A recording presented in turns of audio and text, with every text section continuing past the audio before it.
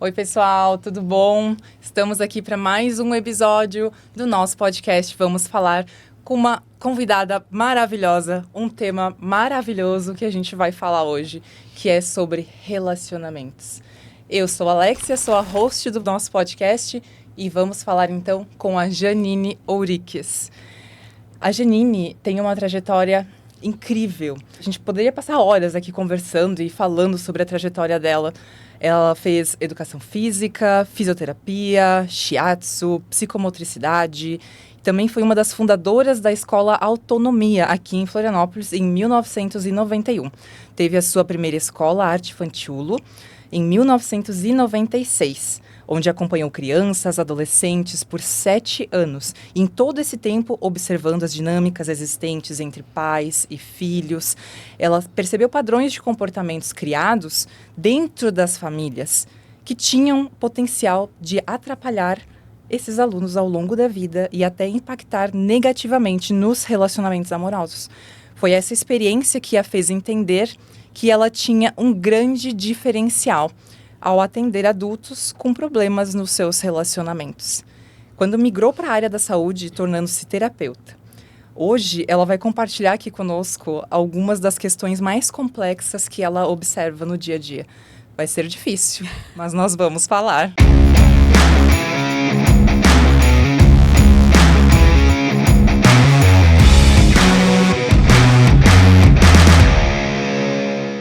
Boa noite, Janine, tudo bem? Boa noite, tudo bem? Muito prazer, eu agradeço demais a tua presença aqui com a gente. Eu aqui agradeço a oportunidade e quero deixar aqui registrado que eu fui convidada por uma fanchula. Isso para mim não tem como deixar de falar, né?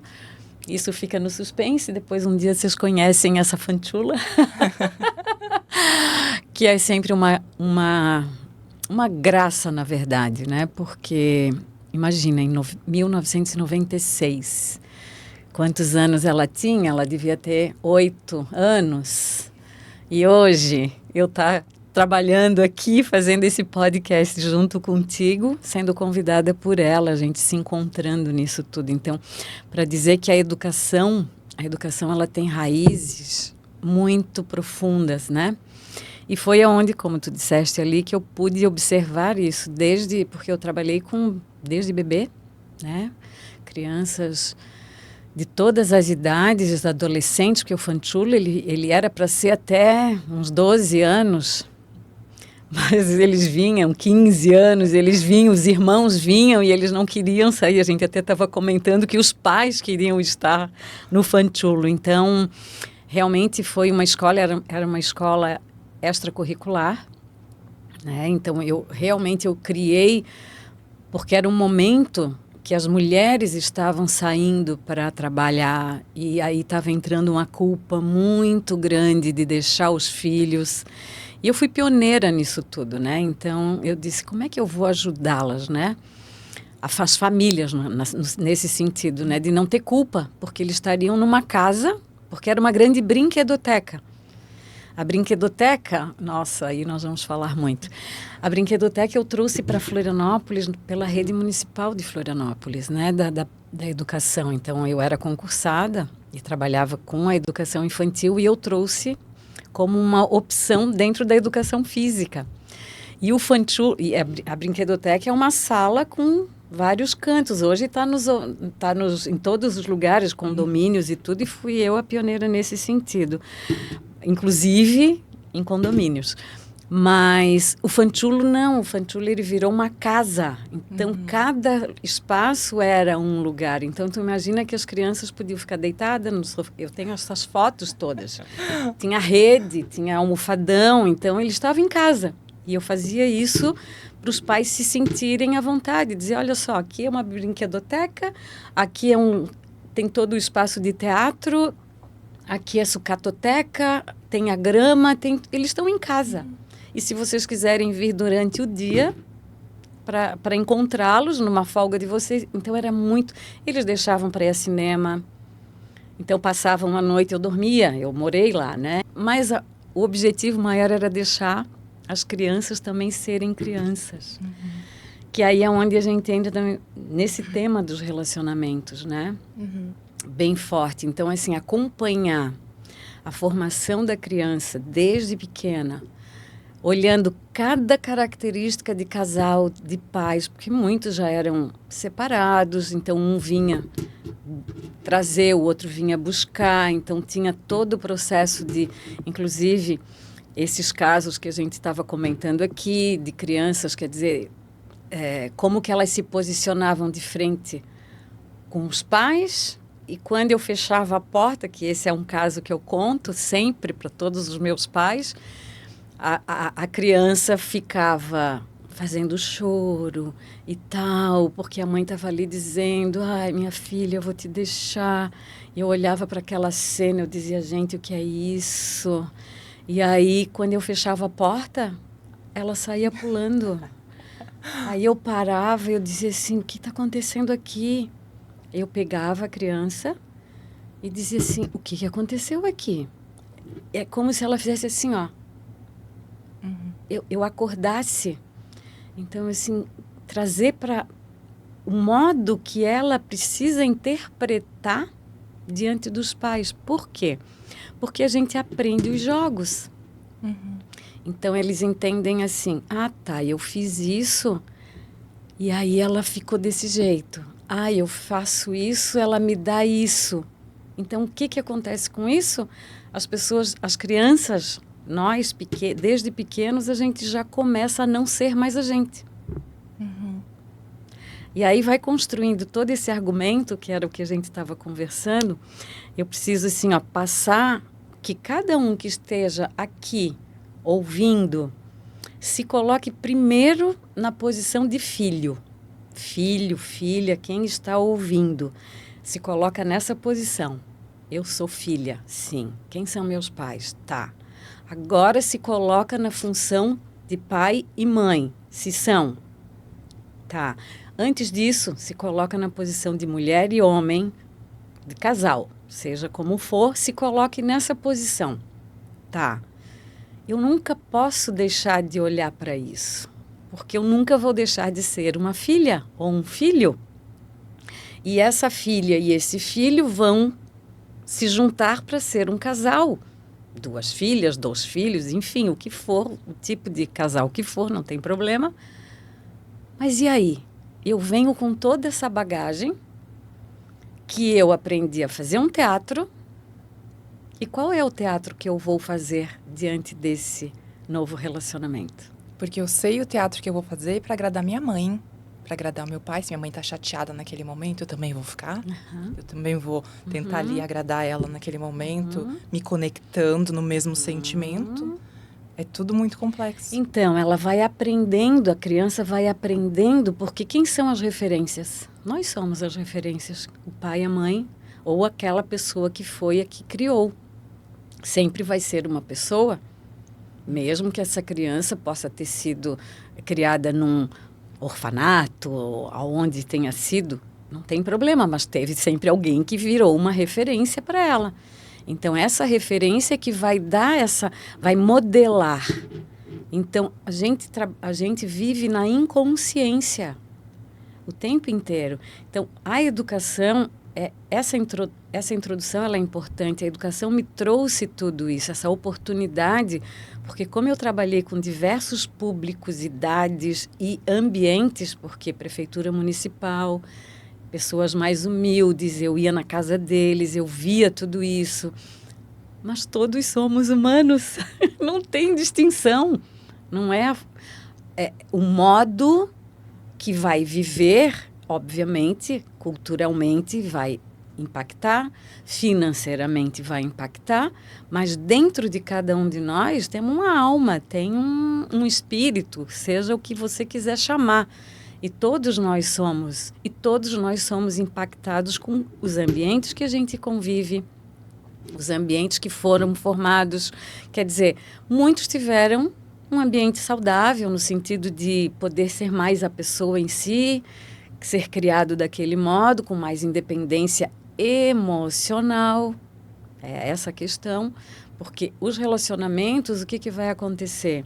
Vai bater exatamente na emoção. que é a emoção que nos afeta, né? Então, eu sempre digo que é uma redundância, né? O afeto afeta, mas é com ele que a gente vive. E aí? Que coisas estão nos afetando? Por que eu reproduzo daquele modo? Quem que me lembra? Então, eu como mulher, e qual é a referência que eu tive? Eu tinha mais ligação com meu pai. Como é que era o meu pai? Como é que era a relação da minha mãe com meu pai? Né? Dos meus irmãos. Então, assim, por isso que eu digo assim, tem que buscar essas relações de pai e mãe. Eu até escrevi, mãe e filhos e filhas, pai, filhos e filhas de casal, irmãos e irmãs, irmãos e irmãos, e irmãos e irmãs, porque a gente não vai conseguir falar tudo, mas existe a hierarquia do nascimento de cada um.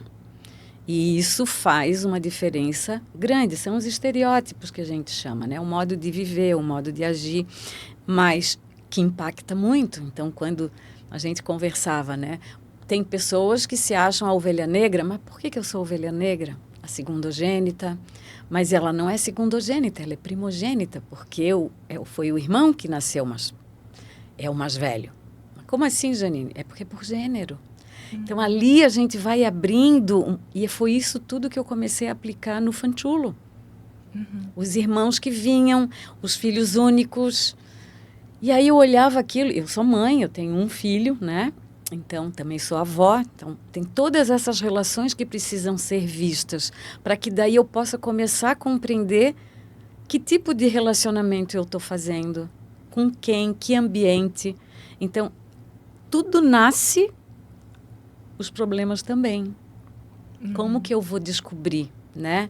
Então, é por ali, assim, acho que eu até passei... é isso que eu precisava, assim, aqui, para entender os argumentos que eu vou estar trazendo, precisa sempre dessas premissas. Eu tenho que me rever enquanto filha, enquanto mulher, enquanto... Eu estou falando de mim, né? Cada um se coloca na sua posição. Enquanto mãe, enquanto pai, enquanto avó. Então, como que eu fui e o que eu vivi na minha infância?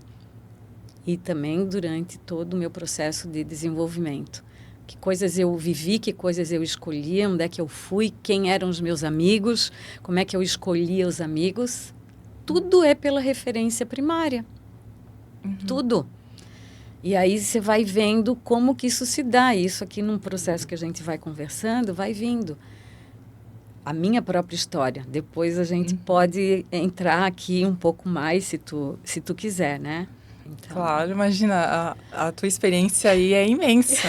Porque eu imagino toda a bagagem de todas essas crianças crescendo, se desenvolvendo, aprendendo a lidar com determinadas situações de uma determinada forma, porque elas foram ensinadas, né, a ser dessa forma na infância, na adolescência, e depois chegam até você falando sobre as questões dos relacionamentos. Toda essa bagagem, toda essa culpa, todos os problemas. E aí tu imagina eu assistindo, porque eu deixava eles muito livres no Fanchulo. Então eu era a observadora e eu a investigadora, porque eu dizia, o que está acontecendo ali? Deixa eu ver. Ah, tá. E aí eu ia fazendo as conexões, entende? Então, assim, é o olhar do observador, do pesquisador, o que tem por trás daquilo. Como eu estava te falando, muito curiosa, eu como professora de educação física, a minha frustração era de pegar uma turma, dar aula, devolver. Dar aula, devolve. Eu nunca tinha a continuidade. Então, no Autonomia, que eu fui uma das cofundadoras lá no primeiro, né, no 1991, e foi ali que eu tive a oportunidade de ser professora de uma turma por 3 anos e meio. O primeiro, Infantil 1, que é a base de tudo. Então, ali eu começava a entender o dia a dia, a sequência daqueles pais me trazendo, como é que a criança chegava todos os dias, a variação que ela chegava. Eu já tinha isso dentro de mim, essa curiosidade. E aí, obviamente, depois estudando, que o Luiz Eduardo foi indicado para uma psicoterapeuta. Enfim, e aí chegou lá, só para ter ideia, foi eu, o pai e ele. Ela olhou, conversou e disse, muito bem, vocês dois podem ir embora e ficar mãe. esse foi o processo.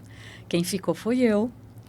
Por aí eu já deixo um ponto aí de curiosidade, porque não é a culpa da mãe, é que nós temos uma carga emocional, afetiva, muito maior do que com os homens, os filhos.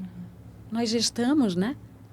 É uma conexão muito uma conexão maior. muito mais forte, entende? Então, assim, literalmente é algo osmótico, digamos assim, sabe? Então, a mãe precisa compreender muito todo o processo de formação da criança, porque a gente é aquele cordão umbilical que fica invisível. Ah, cortei, mas não cortou nada. Então, está sempre puxando. Isso desde lá atrás eu comecei. Então, ele me levou para fazer todo esse processo. Embora antes eu já tinha feito terapias e tal, mas não nada tão profundo quanto foi a partir dali. Que depois foi o Fanchulo, foi tudo dentro dessa linha, né? Então, é por aí. A minha história tem tudo, porque assim, ó, eu sempre digo que eu não consigo ensinar ou entrar em algum assunto que eu não tenha vivido totalmente, né? Então, quando eu estou tratando de educação e saúde, como é o tema, né? Então, relacionamentos, tive vários relacionamentos. Também tenho toda uma experiência do que é os tipos de homens que eu me relacionei, o tempo que eu fiquei sem me relacionar, entende? O que depois desse tempo aconteceu com novos relacionamentos, o que eu enxerguei, imagina, de um salto, porque eu teve um período grande da minha vida que eu não me relacionei mais, porque eu tinha um monte de filhos espirituais, eu cuidava de um monte de gente, eu me dediquei à pesquisa, né? Mas que é uma coisa importante da mente colocar, tudo é relacionamento. Tudo. Então a gente não pode, não é que não possa, mas a gente deve começar a olhar para isso de uma forma mais aberta, digamos assim. Porque senão a gente fica focado naquele problema, sabe? Eu e a pessoa com quem eu me relaciono, mas a gente não vive numa bolha. A gente não vive numa bolha. Que era o que eu dizia, dentro do Fanchulo, eu sempre, os meus trabalhos todos hoje, eu chamo de processo pedagógico, a minha terapia. Porque eu vim da educação. Então, assim, quando eu fui aconselhada por vários mestres que me atenderam e pessoas, consultores e tal, eles me indicaram. O que tu faz é pedagógico, tu ensina. Então, eu sempre uso esse termo, aprender-se. Como que eu posso ensinar alguém a aprender-se se eu não me conheço? Não dá. Porque aquela história, a gente fala, né? É muito fácil falar do outro, né? Porque eu estou vendo, tu enxerga o que está acontecendo ali com o outro. Mas contigo tu não enxerga. E aí as crises e as brigas começam nisso. Não te mete. Tu não sabe o que é que eu passo. E não sabe mesmo. Entende? Então, assim, é o respeito à individualidade, não é o individualismo. Que tem vários conceitos que são muito, muito confundidos, principalmente na forma de se relacionar. Aí vem a falta de respeito, o que falta no meio de tudo isso? É compreender, é alinhar. Aí vem aqui outras questões que a gente estava falando, né? Sobre por que eu decidi estar com essa pessoa? O que me fez estar com essa pessoa?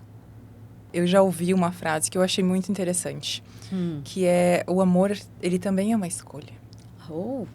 Eu achei isso incrível, porque eu escolho evoluir, eu escolho melhorar, eu escolho quebrar os paradigmas e os traumas do que eu passei na minha infância para eu aprender a lidar agora na relação que eu estou, saindo de uma posição de filha do meu pai, da minha mãe, que tinha uma influência, que eu tenho atitudes parecidas e que eu tenho atitudes que muitas vezes foram aprendidas, para agora eu conseguir me dedicar a isso, ao meu relacionamento. Agora é minha trajetória, eu, meu marido, e a nossa família. Uhum. Então, eu acho que... Para mim, essa frase me marcou muito. Que o amor também é uma escolha. E eu escolho todos os dias amar. Aham. E continuar ali. E me dedicar. E aprender, a evoluir, melhorar. Porque a gente erra. A gente vai errar a vida inteira. Mas sempre buscando ser melhor.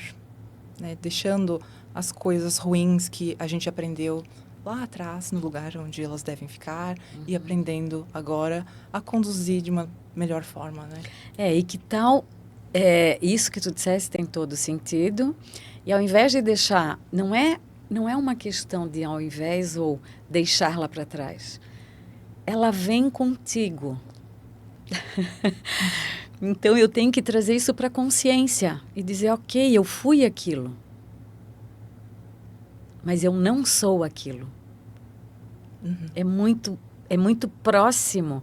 Então, assim, eu estou assim, mas eu não sou assim. Nossa. Isso é profundo, isso é filosófico.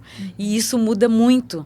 Se tu tiver com isso em mente todos os dias, no sentido de quando tu estás mais vulnerável, dizer assim, eu estou assim, mas eu não sou isso.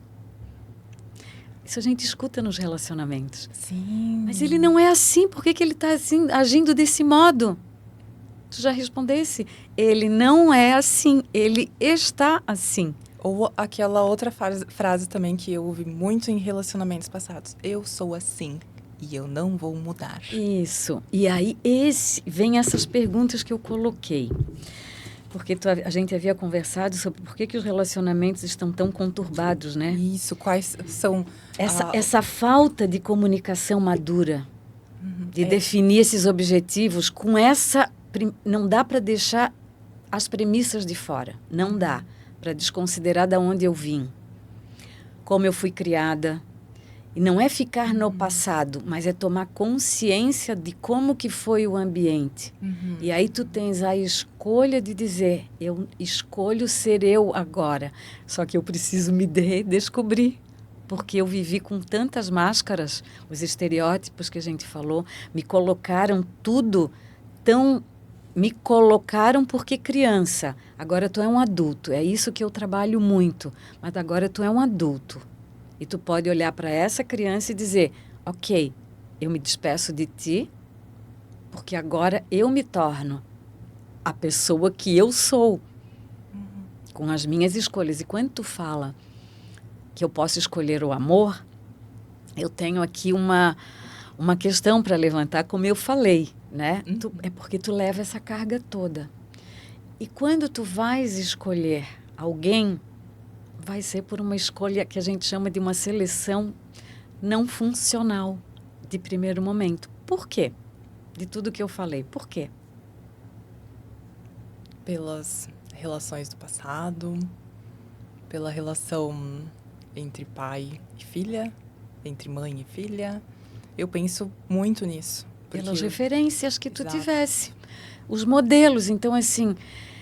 Mesmo que... É tudo muito inconsciente, né? Então, mesmo que tu... Por que eu escolhi essa pessoa?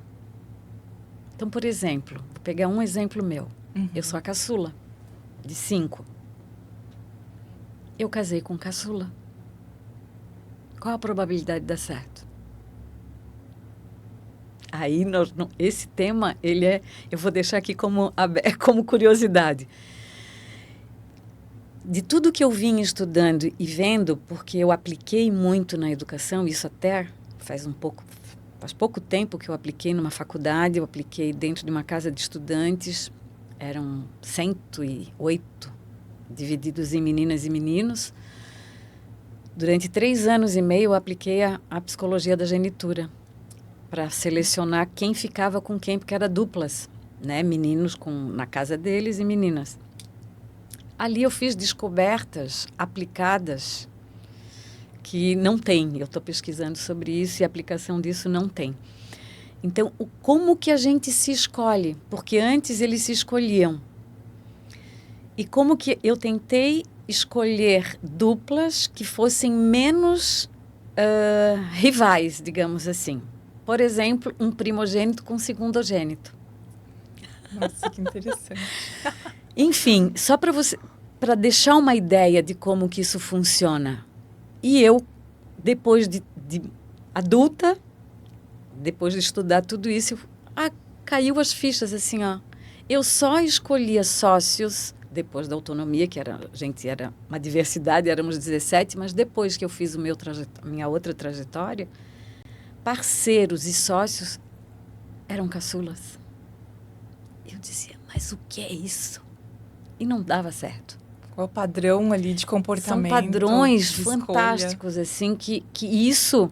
E quando tu escolhe amar, tu não escolhe pela tua essência, tu escolhe ainda pelo... A gente chama de complexo. Uma seleção temática complexual. Então, quer dizer, não é consciente. E aí, quando tu vê... tá, mas é um estereótipo, é uma... Tá, mas daí ninguém vive. Não vive. Se tu tens esse conhecimento, e aí fica mais fácil. Então, assim, ano passado, eu fiz um projeto piloto para grupo de homens. Comecei um grupo de homens com meus clientes para poder ver o que dava. É incrível eu constatar tudo isso que eu estou te falando aqui, foi tudo aplicado. Então, assim, só vem confirmando tudo aquilo que eu já via desde o Fanchulo. Então, a constância se repete. Olha que doido isso.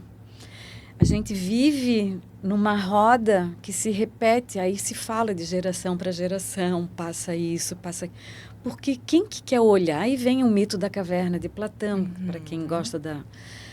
A verdade dói. Quem é que sai para olhar? Para ver além. Para ver além. Não, me deixa aqui quieto, que eu prefiro não ver nada, assim tá bom. E muita gente vive, entende? Vive, tá aí.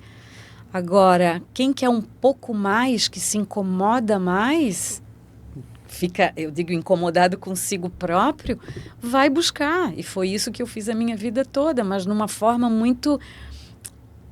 além de ser caçula, que ela vai para a vida mesmo, eu sou uma pisciana, né? Então, assim, a pisciana eu tenho que cuidar, porque senão eu vou embora, eu vou. mas tem muito isso da essência, né? Da percepção muito forte. E por isso eu sou uma terapeuta psicocorpórea. Então, todo o meu processo terapêutico não é na psicologia, atuando, porque eu não sou psicóloga. Eu fui pelo corpo, pela minha área. E aí, todo o entendimento do que o corpo manifesta. Então, o shiatsu, ele veio para mim, para eu entender a partir do corpo, dos órgãos. Aí eu fui para a psicossomática, eu apresentei em congresso a psicossomática infantil, na época do Fanchulo. Eu apresentei como é que as crianças manifestavam as doenças e por quê.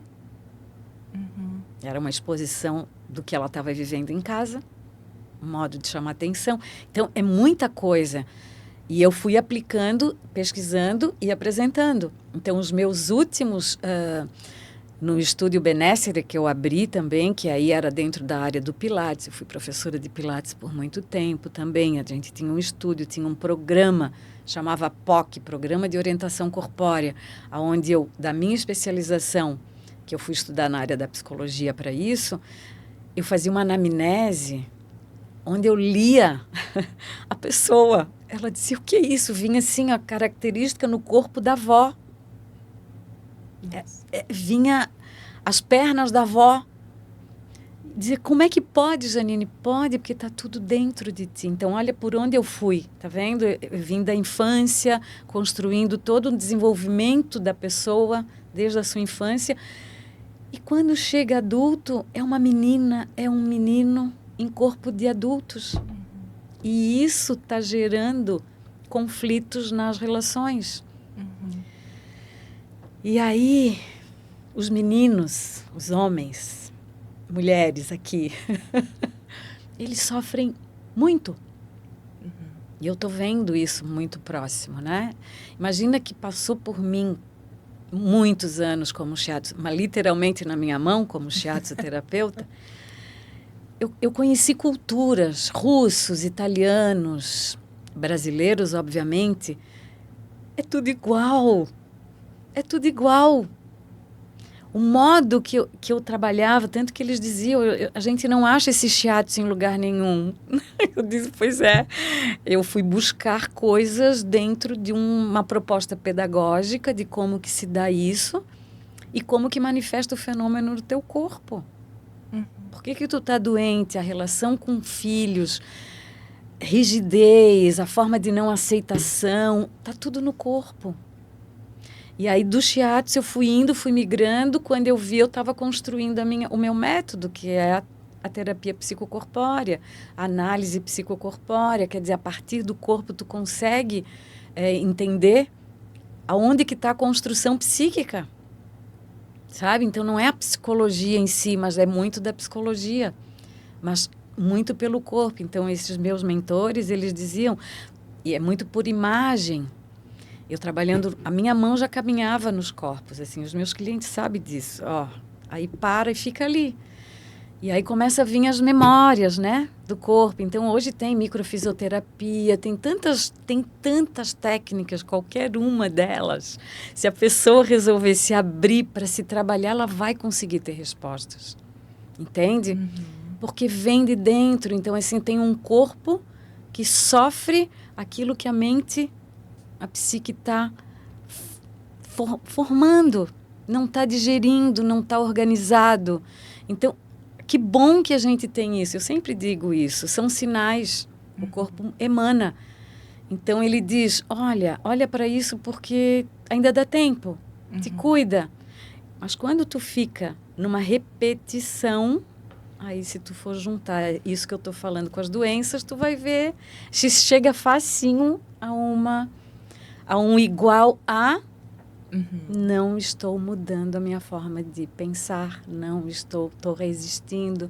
Então, os relacionamentos vão ficando saturados disso. Entra no que tu disse são poucas as pessoas que têm epifania e que eu preciso melhorar isso aqui, eu preciso tratar isso aqui, eu preciso resolver essa situação que está me influenciando agora nas atitudes que eu estou tendo. Porque eu imagino que no consultório deve vir um monte de pessoas, né, falando sobre seus relacionamentos, N situações, né, de homens, de mulheres, Então, assim, tudo vem de uma chavinha de um princípio. Exato. E vou te dizer, esses estereótipos, eles não passam de 12 a 15. Sabe aquela frase que a gente diz, família é tudo igual, só muda de endereço? É isso. Porque os jogos são muito parecidos, porque nós somos todos com a mesma base, digamos assim.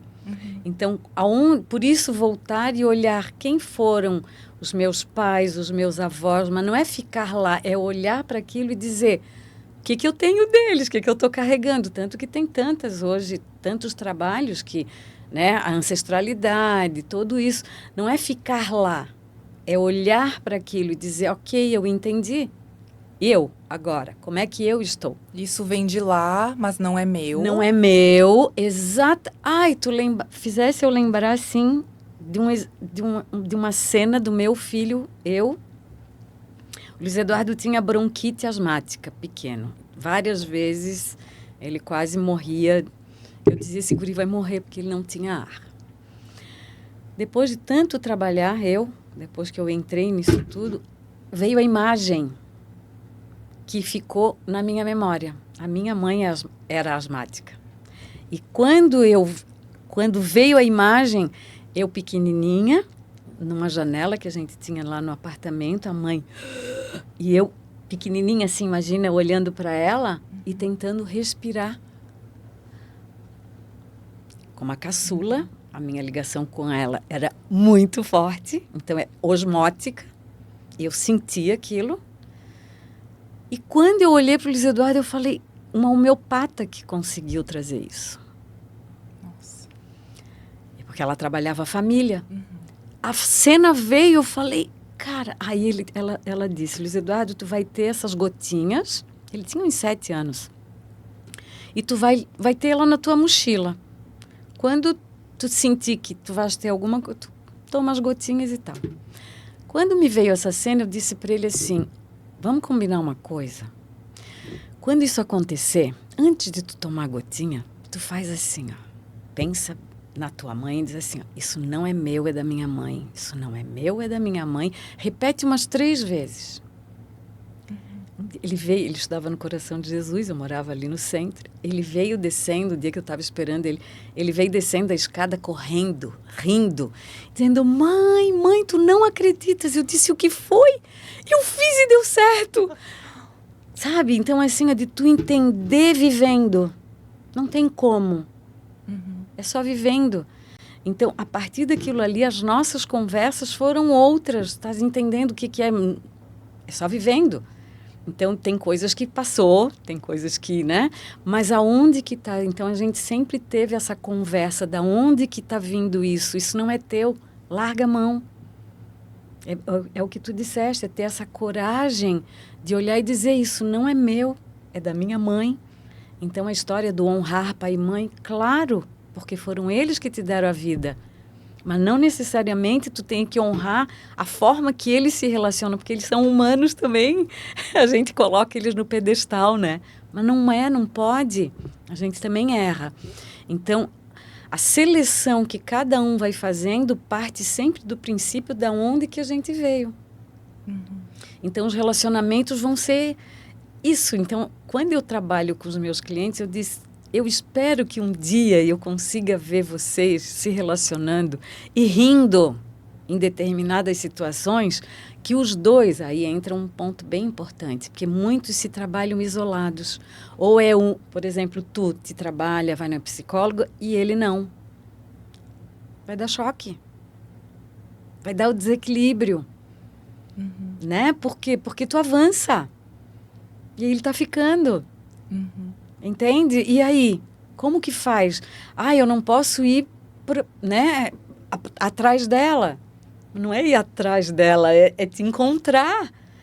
Né? Então, eu entendo também que essa busca desse autoconhecimento, muitas vezes é difícil. Porque eu posterguei muitos anos. Meu marido hoje também, ele está fazendo terapia. Mas eu acho que muitas pessoas têm que chegar num patamar, num momento da vida, que é agora, é tudo ou nada. Se não for agora, alguma coisa vai acontecer, vou entrar em um surto, vai acontecer alguma coisa. Precisa, né? Então, eu também posterguei ao longo de muitos anos essa busca pelo autoconhecimento, porque é difícil. E eu imagino, então, para esses casais que chegam lá para ti com questões complexas, trazendo essa bagagem, o quanto deve ser impactante também começar essa trajetória. Sim. Uma das coisas que a gente estava conversando também, que eu não falei, é sobre qual o principal, digamos, ponto, né, que tu me perguntaste, qual o principal ponto que traz. Eu trouxe o que fica mais evidente para mim dos homens, uma frase, dos homens e das mulheres. Os homens, eu não entendo o que se passa na cabeça dela. E aí, esse trabalho que eu estou fazendo com eles, é como se eu estou procurando ensinar como que a nossa mente funciona, eu como mulher. Mas é tão difícil assim. Mas nós temos uma duplicidade. Nem a gente se entende. Tu vais possivelmente achar o sentido para isso. Quando a gente diz, eu sei que eu não sei se eu quero. Tá, não, eu vou. Eles são completamente objetivos. Eles decidiram, eles vão lá, fazem aquilo e deu. Eles conseguem pensar numa coisa. Eu sempre brinco com eles. Enquanto tu estás achando que tu vais convidar ou vais dizer, a gente já foi, já viu tudo, já brigou, inclusive, já fez tudo. E a última coisa que sai é a resposta conforme for. E eles ficam assim, ó. Aí eles diziam assim para mim, meu Deus, é isso mesmo, que loucura é essa? Isso vocês não conseguem ver, isso passa na gente. Porque nós temos essa, digamos, somos divididas nesse sentido, a gente não consegue essa objetividade que eles têm. Mas é uma característica da mulher, é a subjetividade. A graça, a beleza, né? Tudo isso está na gente. Eles ficam encantados, né? E a gente quer admirá-los. E essa é a maior reclamação dos homens? Eles assim, dizem de não entender a de nossa não cabeça. entender. E, assim, tem mais. Isso é uma frase que para mim é muito, muito forte. Mas, assim, por exemplo, eles dizem a teimosia, a agressividade, a falta de atenção, a indecisão para uns e o excesso de empoderamento para outros da mulher. Tem essa queixa, tá? Mas aí a mulher, ela... nossa, isso é complexo. A busca do empoderamento e o empoderamento, a mulher num cargo superior, a mulher ganhando mais ou tendo maior influência. Hoje a gente tem tantos influencers, né? Sim, Isso afeta demais o homem. afeta a mulher, inclusive. Ela está começando a se dar conta disso. Se as mulheres, né, me ouvirem aqui, deixa isso ficar um pouquinho dentro de cada uma, assim, e tentar refletir sobre isso. Né, que a gente estava falando sobre a guerreira e tal, que eu fui muito guerreira na vida e hoje com 61 anos é mais tranquilo eu chegar e dizer basta, deu. Acabou a guerra. Acabou a guerra, porque não... Inclusive para um relacionamento, né? Mas nem a mulher ainda se deu conta. Ela entra nas crises, porque ao mesmo tempo que ela quis se empoderar, eu me incluo, não estou fora, a gente tem, em alguns momentos, a gente cai num vazio. E aí essa duplicidade começa a ficar mais forte, dizer eu quero, não quero. Então, assim, as perguntas importantíssimas que precisa para fazer esse alinhamento. Por que estamos juntos? Ter a coragem de olhar um para o outro. Faz esse exercício, depois me conta. Vou fazer, com certeza. Por que nós estamos aqui, ó? Como tá aqui, ó? Vamos fazer esse exercício? E se alguém, um dos dois, falar, não, para com isso é uma... Ali já tem algo para ser olhado. Entende? Porque vai precisar de maturidade, vai precisar sempre dessa vontade. Sim. E aí depois eu vou te responder por que pode ser que aconteça isso. Então vamos lá. Por que estamos juntos? O que queremos? Quais são as afinidades que nos aproximaram? Por onde queremos caminhar? E o que queremos construir? Nossa. Faz esse exercício, depois tu me conta. E aí eu te digo que talvez o medo de fazer isso esteja em ouvir as respostas ou nem ter as respostas. Nossa, pesado. Eu imagino que devem ter muitos relacionamentos que vão ficar sem as respostas. E aí? Olha o buraco. Só que esse buraco, ele já existe. Estamos fazendo de conta que estamos vivendo.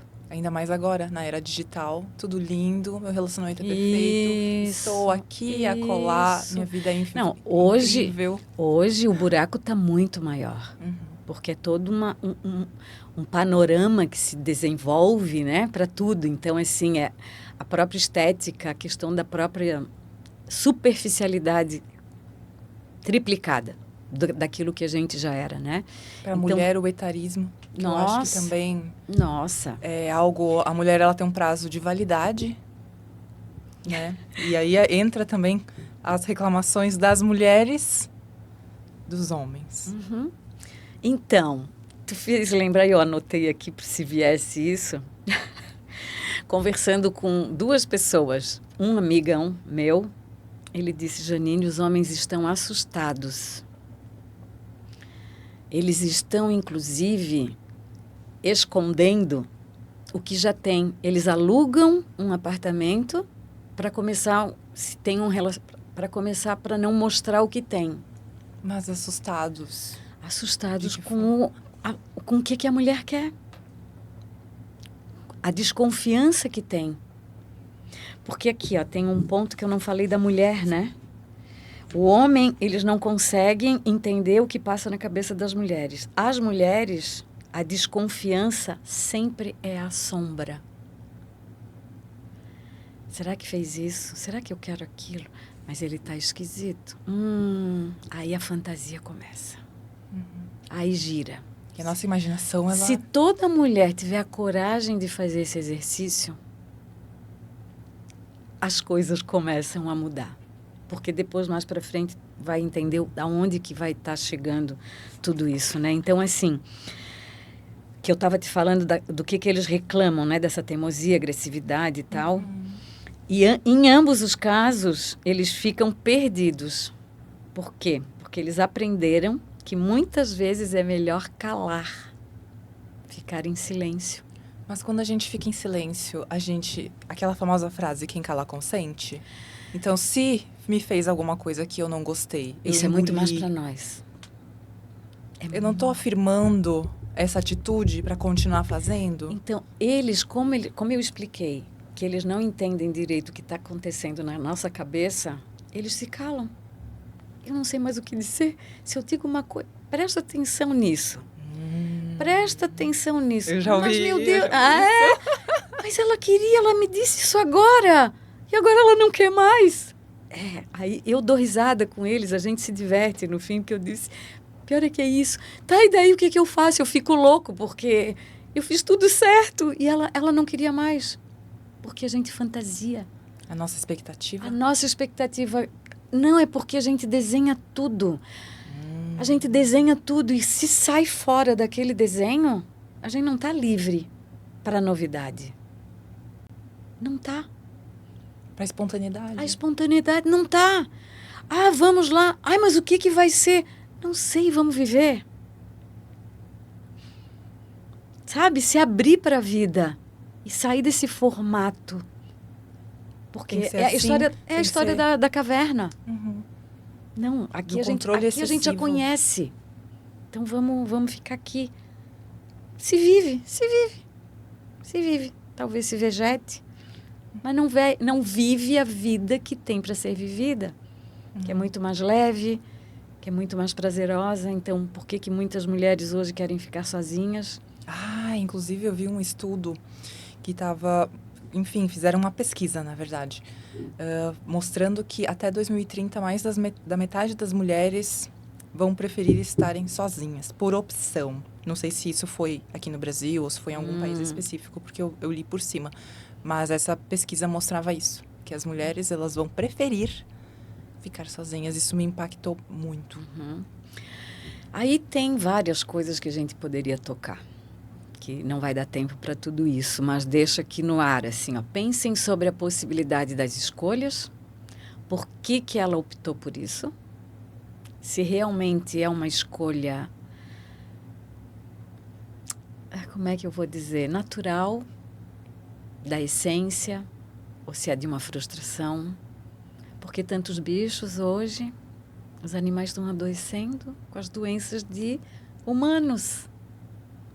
Amo animais, tá? Mas é verdade. Eles estão adoecendo, entendeu? Com as doenças dos humanos, coisa que não é natural. Então, comecem a botar essas perguntas dentro de si.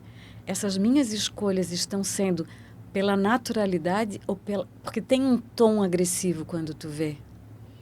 Estou muito bem sozinha e tal, não sei o que, resolvida e faço... E tá tudo bem.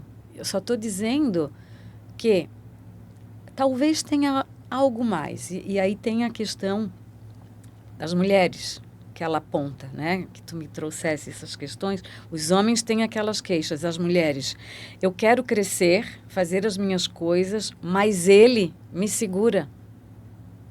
Eu já ouvi muito isso. Eu quero ir, mas ele não vai junto. Não acompanha, né, Por quê? Porque a mulher, quando vai, ela vai. A mulher tem essa possibilidade de fazer muitas coisas ao mesmo tempo. Mas por isso, por essa... que eu estava te falando, essa duplicidade que a gente vive, também faz com que a gente faça muitas coisas. E talvez isso também seja uma distração, para não focar naquilo que é mais importante. Então, são fugas. São pontos de fuga. E é doidíssimo o que eu vou dizer. E muitas dessas fugas são as crianças. Aí de tudo que a gente já conversou. Trabalho. Para quem não... Eu acredito, né? Uma opinião minha. Quem não tem filhos vai colocar isso... Vai achar em algum lugar. Isso, às vezes esse vazio interno, enfim. É o trabalho. Isso. E qual foi a opção realmente de eu não ter uma criança? Ter a coragem de dizer. Porque tem muitas mulheres hoje sofrendo muito com isso. Nossa, muitas na minha mão, muitas engravidaram. Janine tá lá, estou eu lá com a mãozinha, vendo, e perdem. Nossa. Abortam. Aí vem uma frustração maior ainda. Então, quer dizer, estão colhendo os óvulos, está tudo dentro de uma forma não natural. O que está levando? Será que param para pensar sobre isso? Claro, tem um mundo de tudo mudado. As alimentações, como é que faz, a falta de atividade física, tudo isso é um contexto. Agora, o quanto eu, com a minha mente, com a minha forma de pensar, estou sendo levada ou paro para me responsabilizar por isso? É a minha vida. E a mulher, ela vai ser criticada independente da escolha. Porque se ela escolher a família e a dedicação para os filhos, escolher ter uma família maravilhosa de margarina, de comercial de margarina, ela vai ser julgada. Poxa, mas a mulher está se empoderando, né? A gente quer adquirir coisas que as mulheres nunca tiveram, fazer coisas que nós nunca fizemos.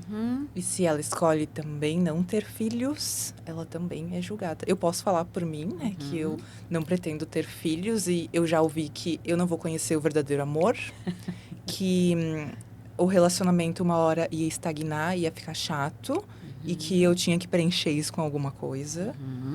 Que eu nunca ia ser amada de verdade, porque o amor verdadeiro é dos filhos.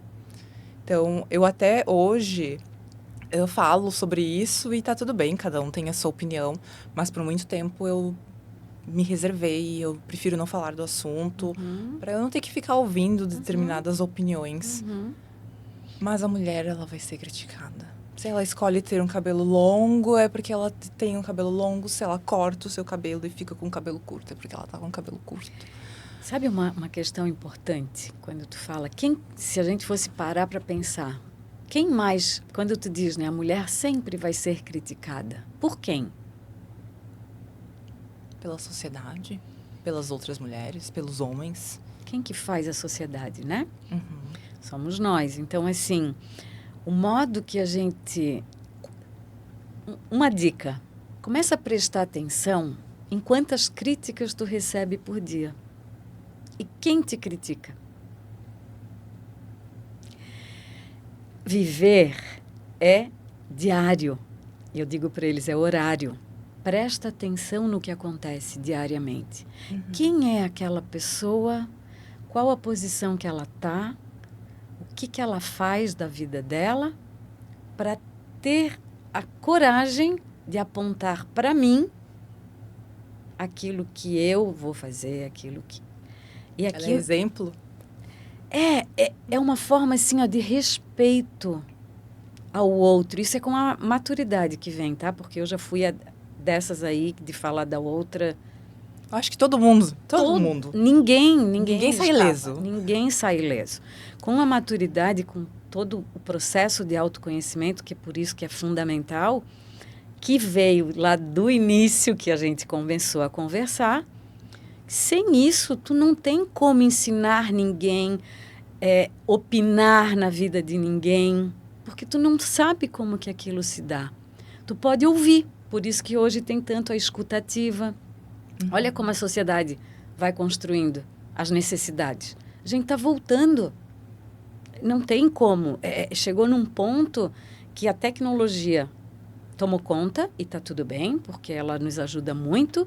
E quem alimentou tudo isso fomos nós, com a nossa inteligência, né? Então, assim, é usufruir disso agora com a melhor forma, né? Usando da melhor forma. Porém, o humano é humano. Ainda. Deixa eu botar o ainda.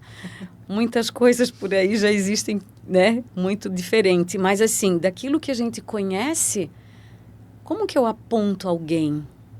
Eu tenho a coragem de apontar para alguém. É aquilo que eu aponto no outro que eu deveria apontar para mim. Diz mais sobre a pessoa que está falando. Exato, é por isso que hoje se fala. É muito mais sobre você, sobre ela do que... Então, quem está do outro lado, quando ouvir a crítica, para e diz assim, isso é meu? A história do meu filho. Isso é meu ou é dela? Ela está projetando isso em mim. Inclusive, eu vi uma frase também essa semana que eu achei maravilhosa. A colocação das palavras. Não siga a bula de quem vive comprimido. Que bom. É É isso aí. isso. As pessoas estão ali presas Uhum. a tantas coisas. Uhum. E às vezes vê uma mulher se empoderando e tomando as suas... enfim, as coisas que quer fazer ali para sua vida e as decisões que gostaria e se empoderando cada vez mais, está sendo julgada por quem está lá preso. Então, tem alguns pontos aí. Primeiro, eu gostaria de estar nesse lugar dela, mas não consigo. Então é mais fácil dizer que ela pensa. E aí, se tu for nessa linha, tu vais entrar num processo de regressão. E tem uma outra questão dentro dos relacionamentos, tá? A questão da guerreira, a questão da empoderada. Ela quer ou ela não quer ter uma relação? Porque quando tu fala, eu pego o exemplo de quem está comigo. Né? É muito forte quando a gente fala isso. Eu quero, eu vou fazer, eu tô crescendo, eu. Relação é o quê? Dois. Somos nós. Então, por isso as perguntas. Então, eu decidi ficar sozinha. Mas se eu quero estar com alguém, nós vamos ter que ter os alinhamentos, nós vamos ter que ter as combinações, o que nós estamos fazendo juntos, o que a gente quer, sem perder a individualidade. Uhum. A comunicação, ela é a base. A base de tudo, de todos nós, que é isso que complica. Entende? Mas esses entendimentos da onde eu vim, dos modelos que eu tive, a minha forma mente, como é que ela foi construída, como é que eu recebo cada informação do dia a dia. Por quê? Porque tu está no trabalho. Tu vais ter pessoas ali que selecionando, tu vais olhar e dizer assim, meu Deus, ela tem a tipologia da minha irmã. Uhum. É com meu irmão que eu faço isso. É isso. fácil a gente associar. Na hora. Uhum. E isso não é para te aprender a lidar com esses estereótipos. Então, lá atrás eu estava falando, caçula pode casar com caçula?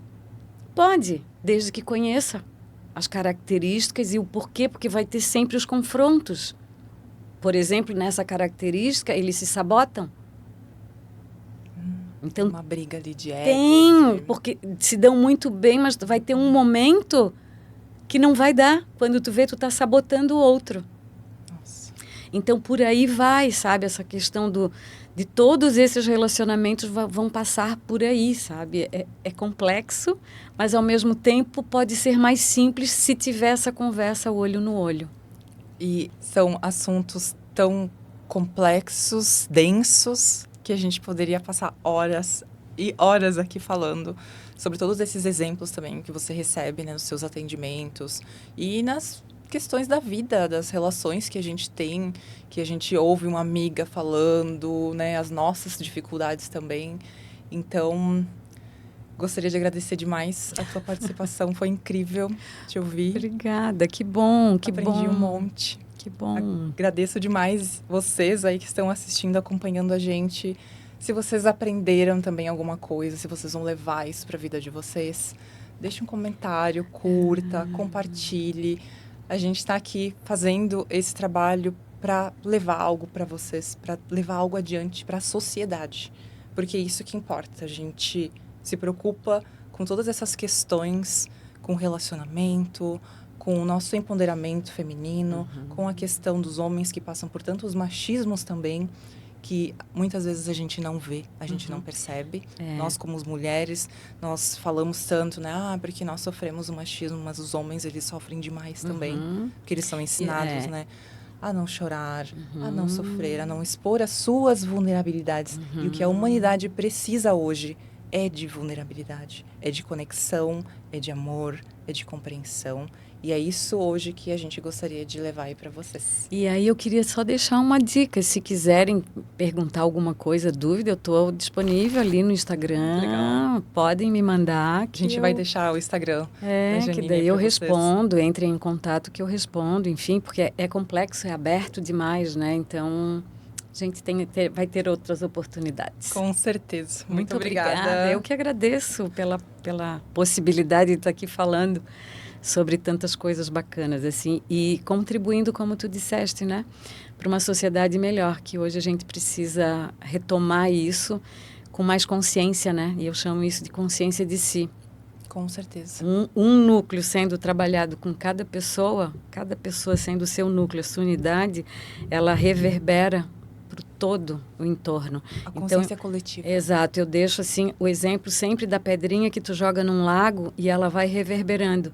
Então, para tudo na tua vida, toda a tua atitude que tu fizer, tudo é aquela pedrinha que tu jogou e aí vai reverberando, aí alguém lá se sentiu, vai falar para ti, o que aconteceu, mudou tudo? Mudou. Então, se isso muda também para o desconforto, pode mudar para o conforto, né? Então, vamos fazer isso acontecer de uma forma mais sadia, melhor. Vamos, sim, deixar um legado mais alegre, aí de coisas maravilhosas, né? Para a sociedade, Exatamente. Que é isso que a gente precisa. Muito obrigada. Eu que agradeço, sempre.